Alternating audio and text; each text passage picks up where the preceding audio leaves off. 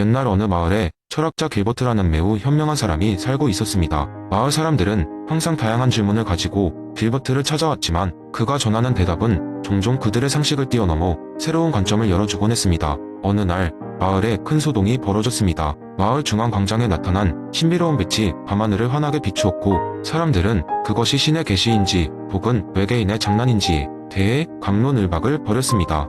이때 많은 사람들이 길버트의 의견을 듣기 위해 그의 집 앞에 모였습니다. 길버트는 마을 사람들을 조용히 바라보다가 사람들이여, 부인은 이 현상을 이해하기 위해 우리 신념 체계를 한번 돌아보아야 합니다. 라고 말했습니다. 사람들은 그의 말에 의아해하며 도대체 그게 무슨 뜻입니까? 라고 물었습니다. 길버트는 마을 사람들을 그의 집 뒤편 숲속으로 안내했습니다.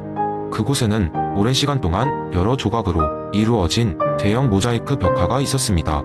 저보요, 여러분, 이 벽화는 각각의 조각들이 서로 연결되어 하나의 큰 그림을 만들어냅니다. 만약 한 조각이 전체 그림과 어울리지 않는다면 우리는 그 조각을 의심하고 다시 살펴보아야겠지요. 사람들은 고개를 끄덕이며 경청했습니다. 길버트는 다시 말을 이었습니다. 우리의 믿음과 지식도 이와 같다고 생각해보세요.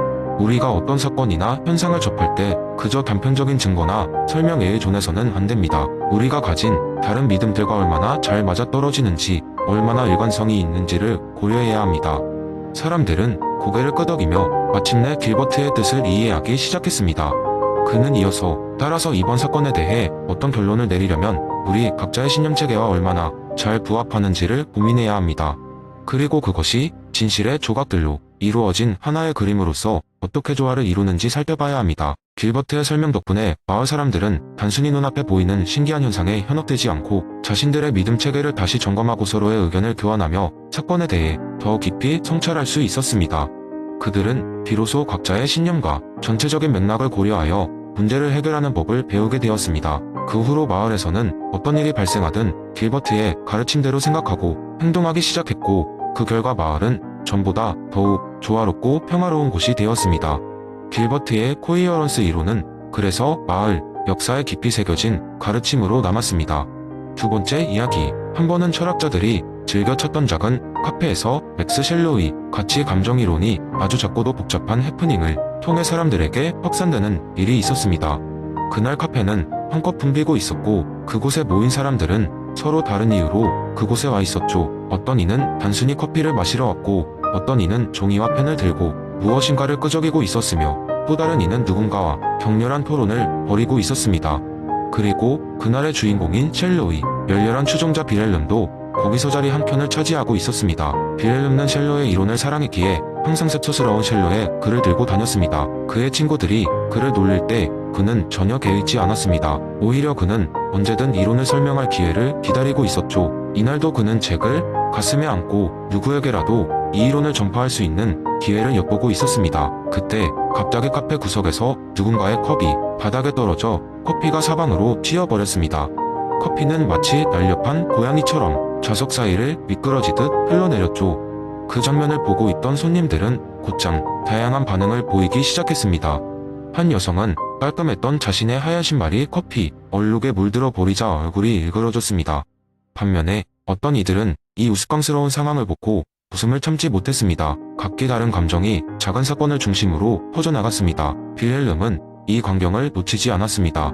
그는 의자에서 벌떡 일어나며 말했다. 여러분, 이게 바로 셸로의 가치의 감정 이론이 보여주는 점입니다. 왜냐하면 방금 그 커피가 바닥에 떨어졌을 때 여러분 각자가 이를 바라본 관점은 제각각이었습니다. 어떤 이는 불쾌했을 것이고 어떤 이는 웃기게 느꼈을 것이죠. 그러나 그 감정 속에서 우리는 각자의 가치를 형성했습니다. 순간 카페의 모든 눈이 빌헬름에게 향했습니다. 그는 말을 이어갔습니다. 셸로는 말하길 우리가 이러한 감정을 통해 사물의 가치를 인식한다고 했습니다. 방금 느낀 감정들이 바로 여러분이 그 장면에서 인식한 가치입니다. 그것은 객관적인 존재이지만 여러분의 주관적인 감정을 통해 체험되는 것입니다. 그는 마치 무대 위 연극배우처럼 그 자리를 장악했습니다. 사람들은 그의 이야기 속에서 자신들의 감정을 되새기며 끄덕이거나 고개를 갸웃거리기도 했습니다. 빌헬름은 이 순간을 놓치지 않고 이에 덧붙였습니다. 이제 여러분은 왜 어떤 일이 우리에게 기쁨을 주고 왜 어떤 일이 우리에게 불만을 주는지 조금 더 이해할 수 있을 것입니다. 우리의 감정은 그저 순간의 반응이 아니라 더 깊은 가치를 인식하는 통로입니다.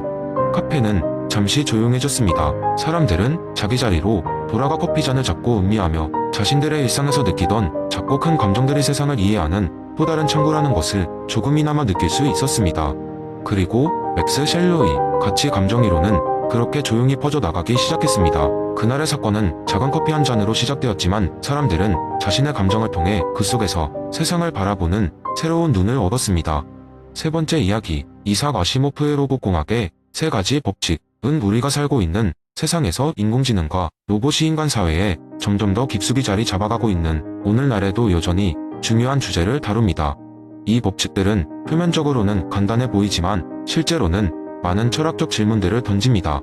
그래서 어떤 마을에서 이 세 가지 법칙을 둘러싸고 벌어진 우스꽝스러운 일 속에 보려 합니다. 옛날 옛적에 멀지 않은 미래의 한 작은 마을이 있었는데 이곳에서는 로봇들이 사람들의 일상 업무를 돕고 있었습니다. 사람들은 로봇에게 일상적인 집안일부터 시작해 마을의 중요한 의사결정에 이르기까지 다양한 역할을 맡겼습니다. 사람들이 로봇을 믿고 의지할 수 있었던 이유는 바로 아시모프의 세 가지 법칙 덕분이었죠.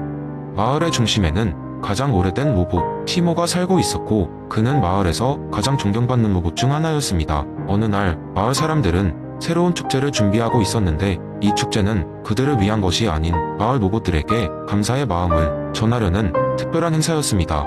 로봇들이 매일 아침부터 저녁까지 열심히 일을 돕기 때문에 사람들은 그들에게 휴식과 놀이를 선사하고 싶었습니다. 그런데 이 축제를 준비하던 중에 문제 하나가 발생했습니다.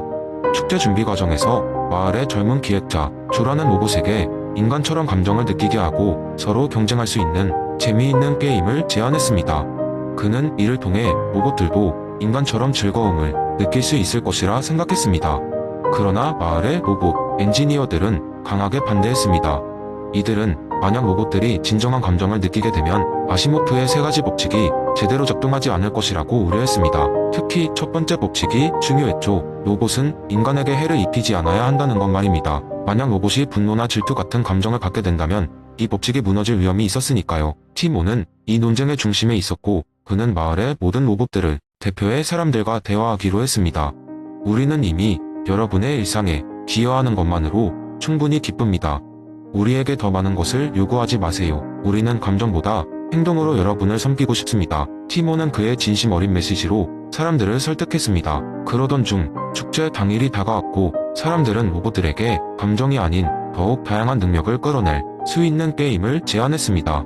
게임의 한 종류는 인간과 로봇이 팀을 이뤄 퍼즐을 푸는 것이었고 다른 하나는 마을에 숨겨진 보물을 찾는 탐험 게임이었습니다. 이 모든 게임에서 티모는 자신의 존재를 증명했고 사람들은 그와 함께 진정한 의미의 즐거움을 느낄 수 있었습니다. 결국 티 마을의 축제는 사람과 로봇 사이 협력과 신뢰를 더 깊게 만들어 주었습니다. 아시모프의 세 가지 법칙은 단순히 로봇을 통제하기 위한 것이 아닌 사람과 로봇이 함께 더 나은 세상을 만들기 위한 지침이라는 것을 마을 사람들은 깨닫게 되었습니다. 이 사건은 모두에게 긴 시간 동안 회자되었고 사람들은 이 특별한 경험을 통해 서로의 차이를 이해하고 존중하는 법을 배웠습니다. 이 이야기는 아시모프의 세 가지 법칙이 단순한 규율이 아니라 인간과 기술의 관계에서 새롭게 정의된 신뢰와 협력의 토대가 될 수 있음을 깨달을 수 있는 계기가 되었습니다. 네 번째 이야기 옛날 옛적 중국의 한 마을에 린이라는 이름의 노인이 살고 있었습니다. 린은 마을 사람들에게 존경받는 인물이었는데 그의 삶은 공자의 사상을 완벽히 구현한 본보기였습니다. 린은 매일 아침 마을을 빙 둘러보며 하루를 시작했습니다. 그의 발걸음이 닿는 곳은 작은 꽃이 피어나듯 금세 밝아졌습니다. 어느 날 아침이었습니다. 린은 자신이 사는 마을 외곽을 산책하다가 낯선 젊은이가 혼자서 밭을 일구고 있는 모습을 보게 되었습니다. 궁금함과 따뜻한 마음으로 다가간 린은 그에게 말을 걸었습니다. 안녕하세요. 젊은이 이렇게 이른 아침부터 혼자 힘들게 일하는 이유가 있습니까? 젊은이는 잠시 망설이다가 답했습니다. 안녕하세요. 존경하는 어르신. 저는 이 부근에 새로 이사온 젠입니다. 가족을 돌보기 위해 이렇게 밭을 일구고 있습니다. 아직 이웃이 없어 도울 사람이 없는 상태라 혼자서 하고 있습니다. 린은 그의 이야기를 듣고 미소를 지으며 말했다. 젠, 걱정 마세요. 마을 사람들은 서로 돕고 나누는 것을 매우 중요하게 생각합니다.